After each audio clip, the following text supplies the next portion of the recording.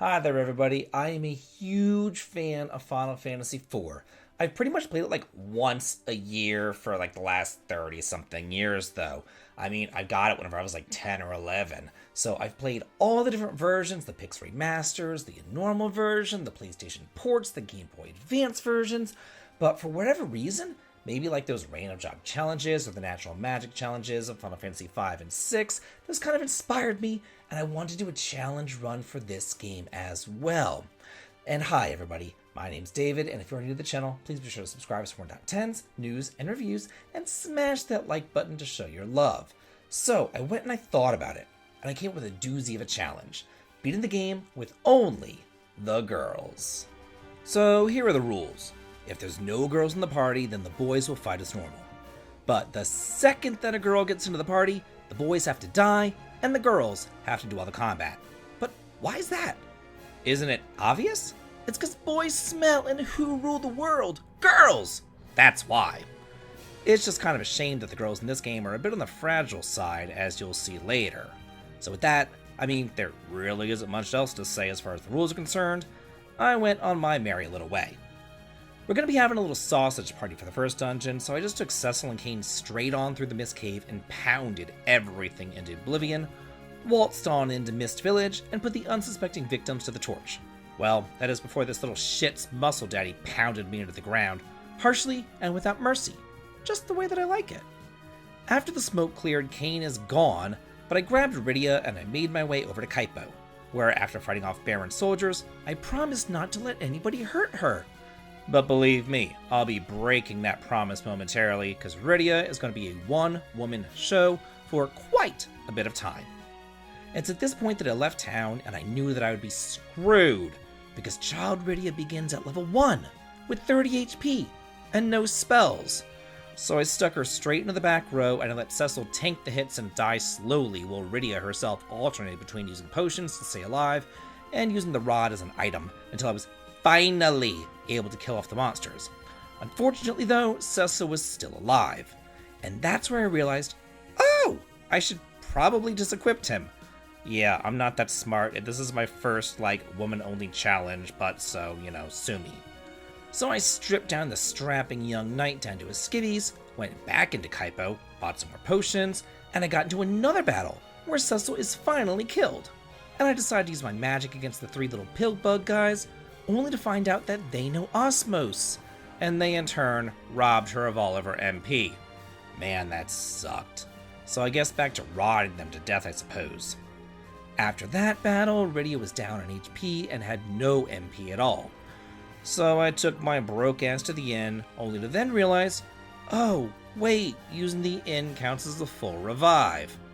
Great. I guess I can't use inns in this entire run. So I reloaded my save and I tried a tent, which does not revive, thank God. Looks like it's going to be tents for all healing purposes from here on out. Before heading on into the Waterway though, I did want to do a little tiny bit more grinding up to level 10, but instead I was an unfortunate victim to an earthquake, which brought about my first death. Finally though, I made it to 10 and I ventured into the Waterway. Just a green-haired girl in her dreams, and a lightning spell too. And she cooked the competition, quite literally. She was able to one-shot everything in sight with her lightning spell. And I grabbed that old bitch Tella, stripped him naked too, not a sight that anybody wants to see, and I put him on point for slaughter. Afterwards, I did want to play it safe, so I left the Waterway, went back into the desert, and I used a tent. Back at level 15, I went back on in, only to take our obligatory nap, where ironically Rydia is sleeping and the men are awake. But unfortunately, this also acts as a full revive, so the dude's gotta die again. Thankfully, I was able to get some pretty good equipment for her in here though, such as the ice rod and the feathered cap, and it was also at this point that I made a couple of observations. Rydia has a ton of evasion, and she gets preemptive strikes pretty often, and because she was the only one alive, she got massive amounts of experience after every single battle. So while she's solo, she's also at a much higher level than she would otherwise normally be at. So that's a pretty sweet trade-off. So because of the experience splitting, Rydia is gonna be pretty powerful. Blocking my way off to Dam Cyan was Octomam, and normally I cast the Chocobo summon here, but I found that my lightning spells did 160 damage, while Chocobo only did about 110. So I just turned on the auto battle with Lit, and I never needed to stop or heal or anything, and Octomam became some fried tempura.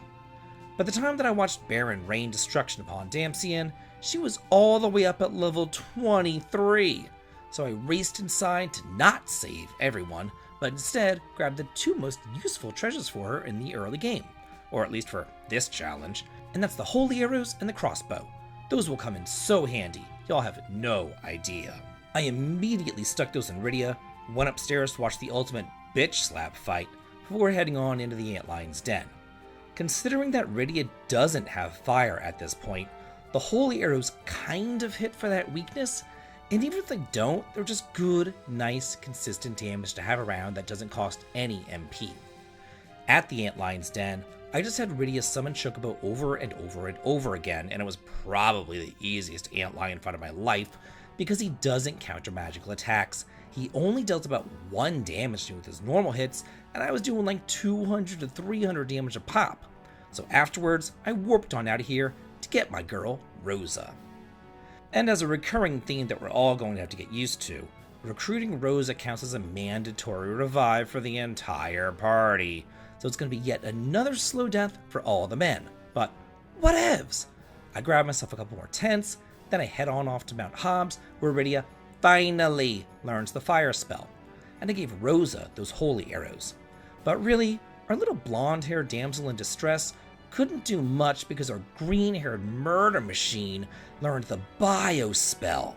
Yeah, she killed everything in sight with that. And upon summoning the mountain, I met up with Yang and the Mom Bomb. And just like everything else on the mountain, 1 bio spell did it in. Unfortunately though, because of that, Yang survived the fight. So I'll just have to kill him on his way back to Fabul. Just as like a little checkpoint, Rydia is now level 27 and Rosa 20 as they enter the castle. And this isn't my first time at the rodeo, so I put the boys' equipment back on them so they could be prepared for war. And it didn't help our loser prince though, because Edward died in the very first fight. But Cecil and Yang mopped up the rest of the books during the assault. Unfortunately, at this point Rosa is captured, so I'm back down to just Rydia.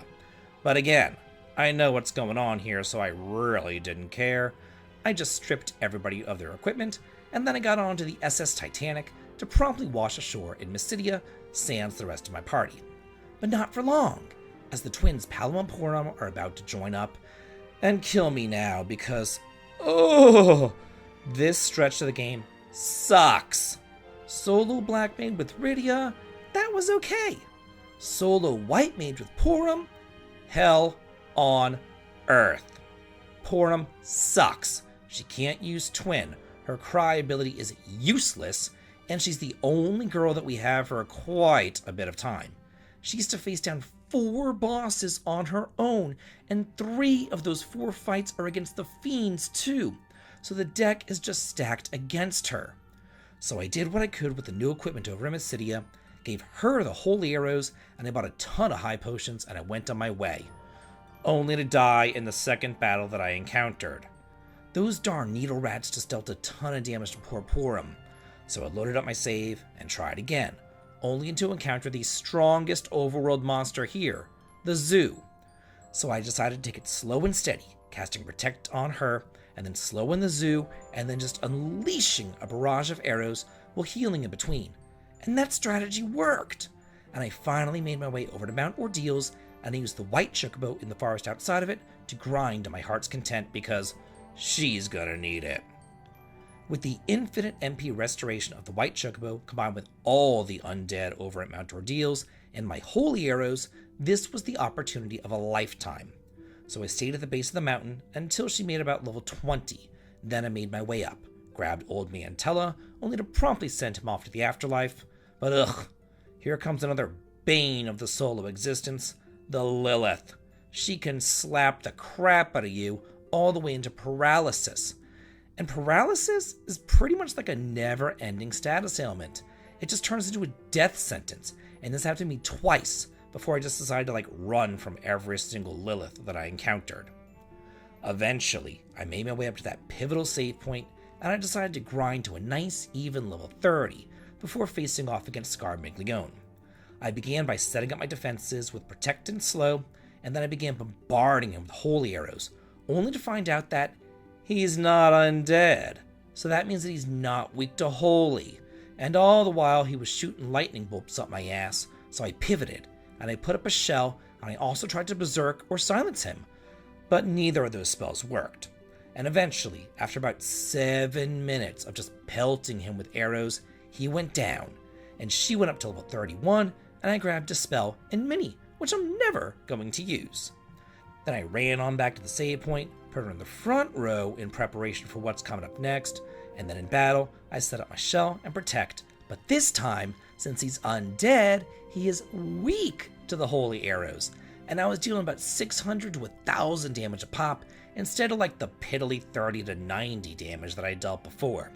So he went down in under a minute, and it was exponentially easier in death.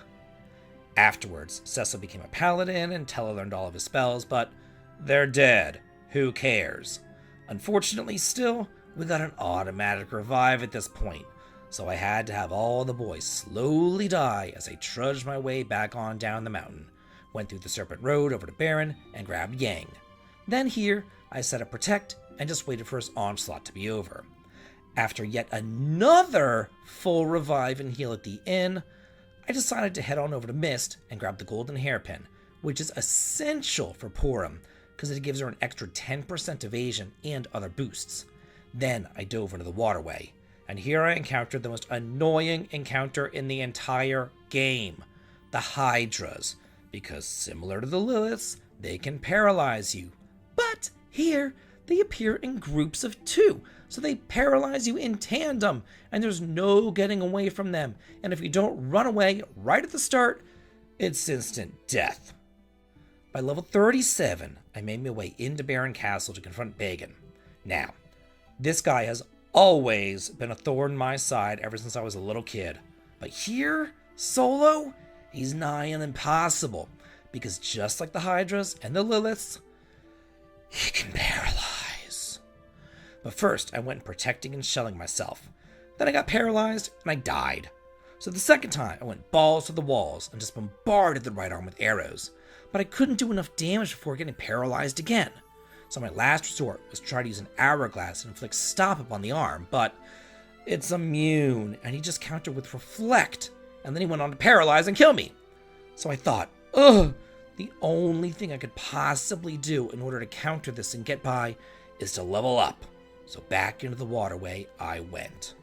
If I knew that I was going to be having this many problems with Bagan, I would have just stayed on Mount Ordeals, because grinding over there is so much easier than grinding in the Waterway. Number 1, you don't have to deal with these stupid Hydras. Number 2, everything on the mountain is weak to holy. But at least you do get a tiny bit more experience here, because I had to go all the way up to level 52 in order to grab that holy spell and blast the living crap out of that stupid arm of his. So, after spending like a year and a day leveling up, I finally hit level 52, and it was totally worth it, as I just went ahead and holied the right arm, then the body, then the left arm self-destructed in my face. One more boss down, next up, Hignazo. He was super easy though, 1 holy, and the bitch is down, that was it. Here, I was cognizant enough to disequip the golden hairpin, as I would like Rosa and Rydia to be able to equip it later on, and I don't want it to be lost forever after she stones herself like a moron. Anyway, with Porum mercifully gone from my life, it's back to the sausage party, as I make my way through the magnetic cave, then up to the Tower of Zot to rescue Rosa. Upon making my way to the top though, I remembered that Rosa is going to join pretty much mid-battle, and she's going to have to fight Barbarica all by herself. And I also thought, ugh, what a pain in the ass it's going to be to have to level up all the girls by themselves when leveling up Cecil is just so much easier. And if I got Porum all the way up to 52 by herself in the Waterway, how hard could it possibly be to get Cecil up to 50 in the Tower of Zot? Answer, not hard at all. After about 15 minutes solo Cecil, he hit 50, and I ran in and rescued Rosa, but she joined inexplicitly 10 levels higher at 60 and Kane at 62 for whatever reason. So here, I could just have Rosa use arrows and all that kind of stuff against Barbarica, but why make things harder for myself? After 4 back-to-back holies, the Fiend of Wind stopped her spin. Now with the lady's ship by my side, it's time for some side quests, because as we all know, we're doing all the side quests here. Well, at least the ones that are useful and don't require pigtails. So I hightailed Rosa's little bum over to Eblon Castle, grabbed some Butte arrows which really helped out her attack power, and she still does have those elemental arrows from Troia, and I grabbed a silver apple here too among other treasures.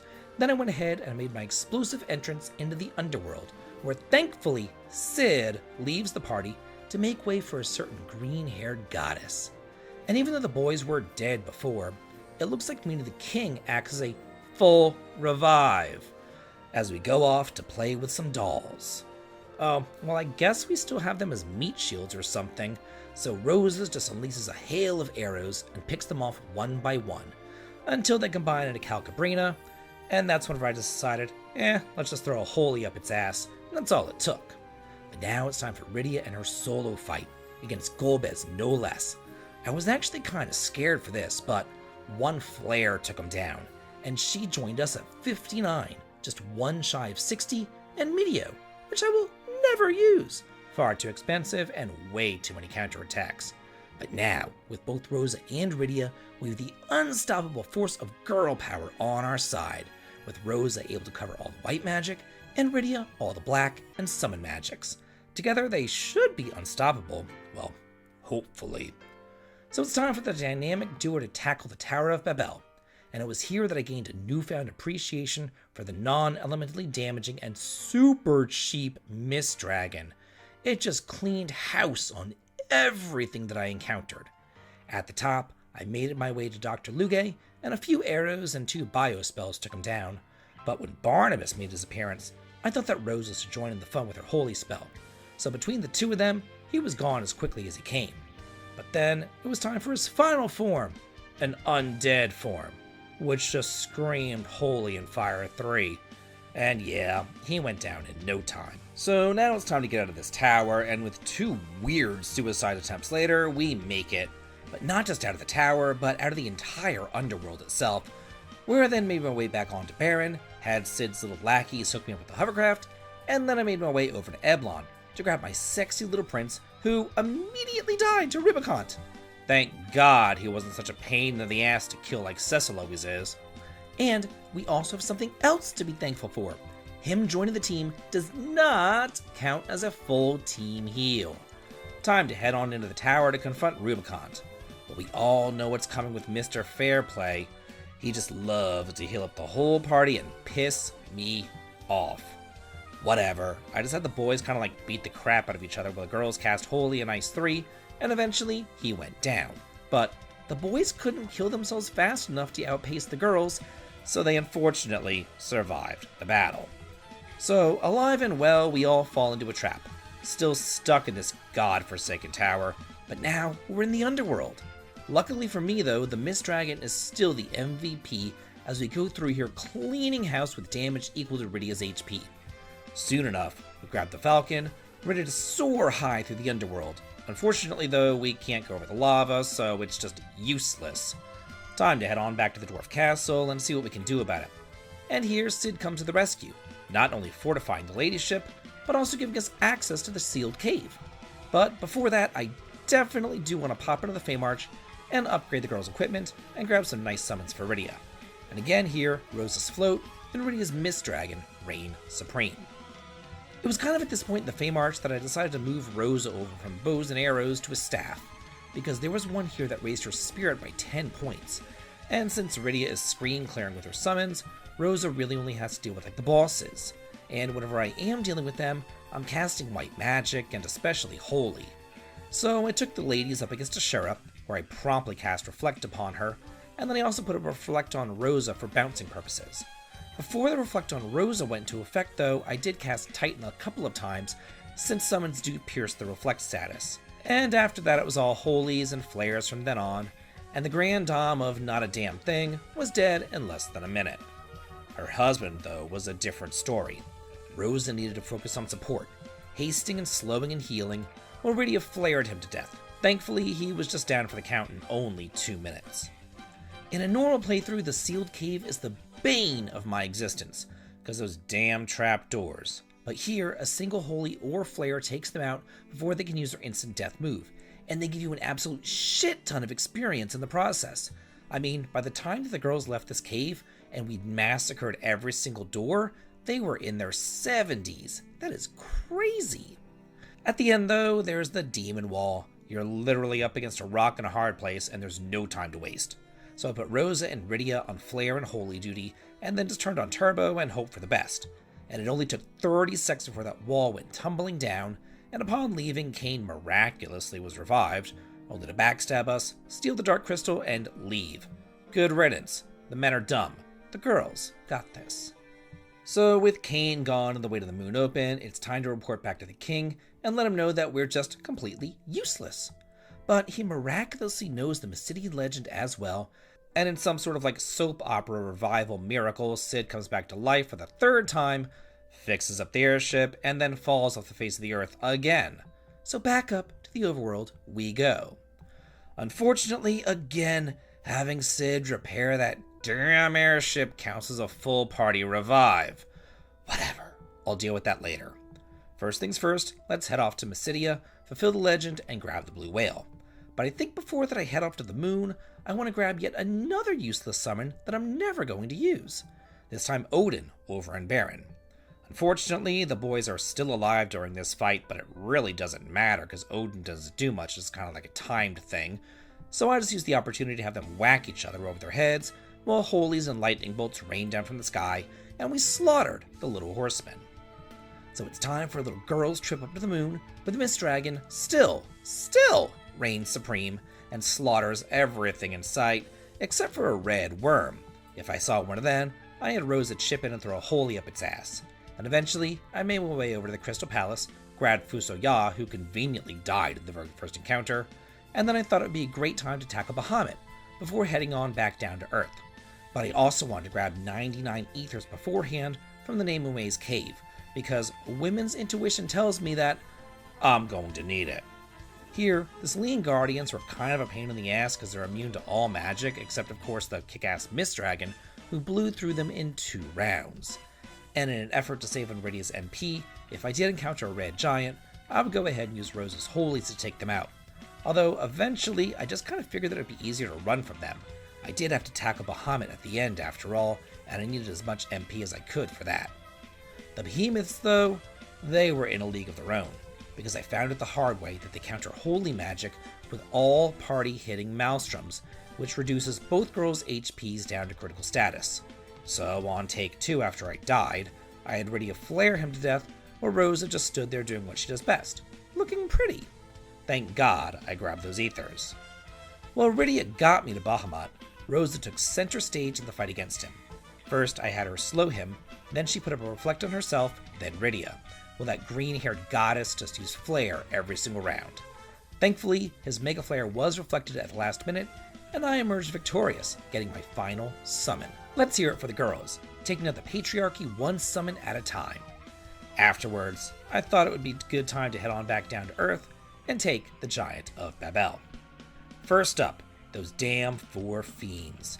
Wow, did they give me a run for my money. First up was Scar Miglione, and despite being undead, the dumb bitch absorbs holy. So instead I had Rosa set up Protect while Rydia cast Fire 3, then it was Kegnazo's turn, who also absorbs holy. What in the world?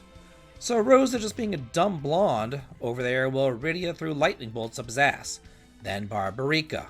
What a bitch on wheels she is. She is easily the hardest of the 4.